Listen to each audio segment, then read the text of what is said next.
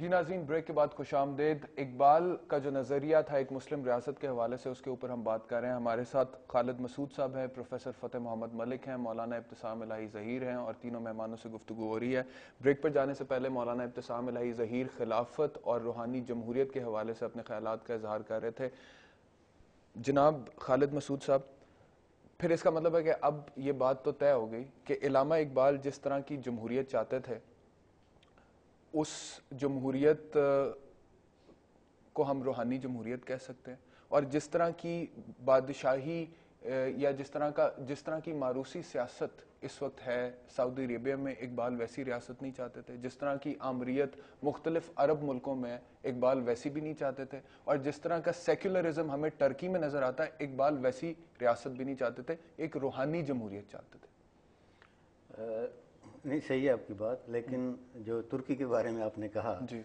کیونکہ اتا ترک نے جس وقت خلافت کو ختم کیا ہے، تو میرا خیال ہے مسلمان دنیا میں علامہ اقبال پہلے مفکر تھے جنہوں نے اس کو خوش آمدید کہا تھا، اور یہ کہا تھا کہ ترکی کی اسمبلی نے یہ اجتہاد کیا ہے۔ تو میرا خیال یہ ہے کہ خلافت کا جو تصور ہے وہ بدلتا رہا ہے، اور تاریخ اسلام بہت لمبی چوڑی ہے، تو اس میں خلافت راشدہ آئیڈیل رہی، لیکن پھر خلافت راشدہ کا جو تصور تھا وہ نہیں رہا۔ تو اس لیے علامہ اقبال کا جیسا ہے، وہ اس کو عرب امپیریلزم بھی کہتے ہیں، اور امپیریلزم میں آمریت بھی شامل ہے، لیکن دوسری چیز جو ہے جس سے ساری ہماری قانون کی اور ساری ریاست کا تصور بدل گیا، وہ ہے امپیریلزم، کہ آپ فتوحات کا ایک دور شروع ہوتا ہے، اور ان فتوحات میں آپ جو مفتوح علاقے ہیں ان میں ایک خاص قسم کا قانون، خاص قسم کا نظام قائم کرتے ہیں۔ وہ جو امپیریلزم ہے، علامہ اقبال اس کے خلاف ہے۔ یہ گفتگو ہو رہی ہے کہ 1924 میں علامہ محمد اقبال نے ایک خطاب کیا تھا، جس کے بعد کچھ دینی حلقوں نے ان پہ کفر کا فتویٰ لگا دیا تھا، اور بات صرف یہ تھی کہ علامہ اقبال جدیدیت کی بات کرتے تھے، جدید دور کے تقاضوں کے مطابق کہتے تھے کہ حالات کو دیکھنا چاہیے اور ان کے مسائل کا حل دیکھنا چاہیے۔ یہ جو کفر کا فتویٰ علامہ اقبال پہ لگ گیا، آپ سمجھتے ہیں کہ آج بھی ہماری ریاست میں، ہمارے ملک میں ایسے حلقے موجود ہیں جو فتوی بازی اس طرح کی کرتے ہیں؟ دیکھیں یہ فتوی بازی چاہے حضرت علامہ اقبال رحمۃ اللہ علیہ کے خلاف ہو یا آج کل یہ کسی ایسے بندے کے خلاف ہو جو دور جدید کے تقاضوں کو مد نظر رکھتے ہوئے قرآن و سنت کی تطبیق کرنا جاتا ہے، میں سمجھتا ہوں ہر اعتبار سے غلط بات ہے۔ تاہم میں یہ سمجھتا ہوں کہ اجتہاد کے حوالے سے حضرت علامہ اقبال رحمۃ اللہ علیہ جس اسپرٹ کو انڈیوس کرتے تھے، اس اسپرٹ میں کوئی مادر پدر آزادی موجود نہیں تھی، بلکہ ان کا یہ ذہن تھا کہ تقلیدی اذہان و قلوب جو کہ ماضی کی آراء کو حرف آر سمجھ کے ان کے اندر رک جانا چاہتے ہیں، ان کے خلاف انہوں نے ایک ریوولٹ کیا، ان کا ریوولٹ بالکل بجا طور پہ جائز تھا۔ میں سمجھتا ہوں وہ جو تمام مسائل جو نصوص قطعیہ میں طے ہو چکے ہیں ان پہ تو اجتہاد نہیں ہوگا، لیکن دور جدید میں جب ان کی اپلیکیشن کی بات ہوگی یا کوئی نیا مسئلہ کھڑا ہوگا تو بعد میں اجتہاد کی گنجائش اچھا مولانا، مجھے یہ بتائیے کہ آپ جو اقبال پر تب کفر کا فتویٰ لگا اس کی تو آپ مخالفت کرتے ہیں، یہ بات تو مجھے سمجھ میں آ گئی، لیکن آج جس طرح سے شریعت کا قانون ہے ہمارے ملک میں، جس طرح سے ہے، اس میں آپ سمجھتے ہیں کہ اجتہاد کی گنجائش موجود ہے آج جو صورتحال ہے؟ دیکھیں جی، بنیادی طور پر بات یہ ہے کہ کوئی بھی ایسا مسئلہ جس کا تعلق اکنامکس کے ساتھ ہو یا جس کا تعلق سائنس اور ٹیکنالوجی کے ساتھ ہو یا میڈیکیشن کے ساتھ ہو،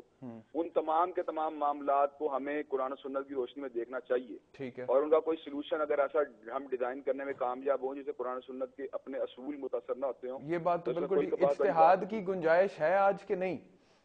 اجتہادی گنجائش تو جناب قیامت تک رہے گی، سوائے ان مسائل کے جن کے اندر قرآن و ایک سنت دو کے حکم ایشوز واضح بتا ہیں۔ دیں مولانا، ایک دو ایشوز بتا دیں جن کے اوپر آپ سمجھتے ہیں کہ اجتہاد ہونا چاہیے اور ہم نہیں کر رہے۔ دیکھیں میں چھوٹی سی بات سمجھا، ٹیسٹ ٹیوب بیبی ایک بہت اچھا طریقہ ہے آپ کی جو انفرٹیلٹی کو